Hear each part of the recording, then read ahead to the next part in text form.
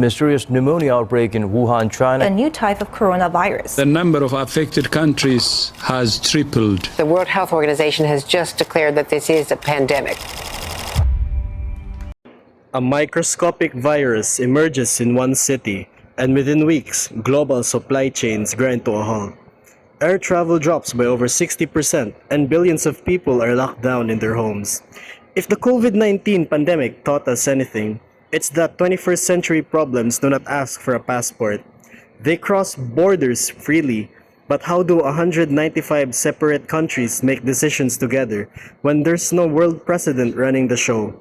That is the realm of contemporary global governance. Today, we're breaking down what it actually is, how COVID-19 stress tested the system, and what comes next. When COVID-19 struck, it served as a massive real-time stress test for this system. And honestly, the system showed major cracks. We saw a rise in vaccine nationalism, where wealthy nations hoarded vaccine supplies, while poorer countries were forced to wait. Agencies like the WHO face intense political pressure and lack the power to enforce rules on sovereign nations. But it wasn't a total failure. Initiatives like COVAX emerged to distribute vaccines equitably, and international scientific teams share genetic data at unprecedented speeds to create vaccines in record time. This crisis forced world leaders to realize that public health can't be separated from climate change or economic policy. It popularized the One Health framework, an approach recognizing that human health is directly connected to animal health and our shared environment. Since most new viruses jump from animals to humans due to deforestation and habitat destruction, fixing global health means fixing environmental governance too. Globalization has made governments more connected and interdependent. Events in one country, such as rising oil prices, can affect other countries through transportation and product costs. It has also increased international trade and foreign investments. Governments can attract foreign companies, create jobs, access new technology, and enter international markets. However, local businesses may face stronger competition from foreign companies. Globalization also affects government policies and decisions. Government must consider international agreements and cooperate with other countries on issues such as climate change, public health, security, and taxation. Overall, globalization has made governments look beyond their own borders and work more closely with the international community. Technology and communication has also made it easier for governments to connect with other countries and their citizens. Another effect of globalization is that governments can communication and respond faster because of modern technology. Another important effect of globalization is the rapid development of technology and communication. The internet allows information to spread around the world instantly. This helps people learn about political events, compare governments, and hold leaders accountable. Through social media, however, globalization also brings problems such as misinformation, cybercrime, online manipulation, and false information. It can spread quickly and influence people's opinions and actions. Globalization also affects national sovereignty or a country authority over. Its people in third countries now follow international agreements and rules while maintaining their sovereignty. A clear example is the COVID-19 pandemic, when government implemented lockdowns, testing, vaccination, and other health measures to protect their people. International relations are governed and influenced by different international institutions and organizations that help countries cooperate and maintain peace, create rules, and solve global problems. One of the most important institutions is the United Nations, which promotes international peace, security, human rights, and cooperation among countries. Next is the World Trade Organization, or WTO, regulates international trade by establishing rules and helping countries settle trade disputes. The other is the International Monetary Fund, or IMF. It promotes global financial stability and provides financial assistance to countries experiencing economic difficulties, while the World Bank supports developing countries through loans and projects aimed at reducing poverty and improving infrastructure education, and other areas of development. So the other is the International Court of Justice. So it helps settle legal disputes between countries based on international law. And the other important institutions include the World Health Organization, which coordinates international cooperation on health concerns. And the last is the International Maritime Organization, which develops international rules for safety, secure, and environmentally responsible shipping.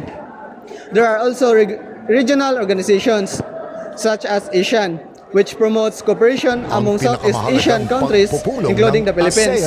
Overall, this institution helps create a more organized international system by providing roles, cooperation, communication, and peaceful ways of solving conflicts among nations. Internationalism and globalism are related concepts, but they have different meanings. Internationalism refers to countries cooperating with one another while still maintaining their own sovereignty. Governments and national interests, such as countries working together through treaties, diplomacy, or organizations like the United Nations. Globalism, on the other hand, focuses on the increasing interconnectedness and interdependence of countries, economies, businesses, cultures, technology, and people around the world. For example, internationalism can be seen when countries cooperate to improve maritime safety, while globalism can be seen when a ship is built using materials from different countries, operated by an international crew, and transports goods between nations.